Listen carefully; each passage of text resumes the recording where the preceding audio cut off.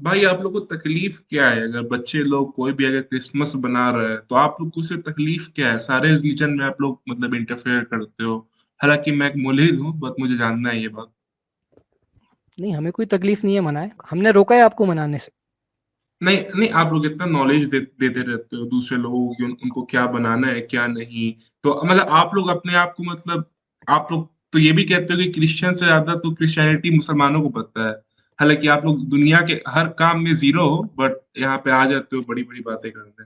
मुसलमान ने तो काम नहीं किया, आपने दीन छोड़ दिया, इस्लाम छोड़ दिया, इस्लाम छोड़ने के बाद आपने जी क्या डिलीवर किया? जी। रुको जरा, सबर करो। जहां ये बात है कि मुसलमानों ने कुछ नहीं किया, कुछ नहीं किया मुसलमान ने, ठीक है, आपने क्या किया? आप अपना जो है वो रेज्यूमे हमें बताएं, अपना रेpertoire हमें बताएं। आपके पास कुछ नहीं है तो गेट लॉस्ट। नहीं, मेरे पास है ना, मैं अपनी अच्छी जॉब करता हूँ। बोला धक्का बुक्की नहीं करने का। तो मैं क्या कर सकता हूँ? हालांकि मुस्लिम कंट्रीज में तो कोई इतने कोई टैलेंटेड लोग है भी नहीं। दूसरे कंट्रीज आप से हमको टैलेंटेड हैं? एक्सपोर्ट करना पड़ता।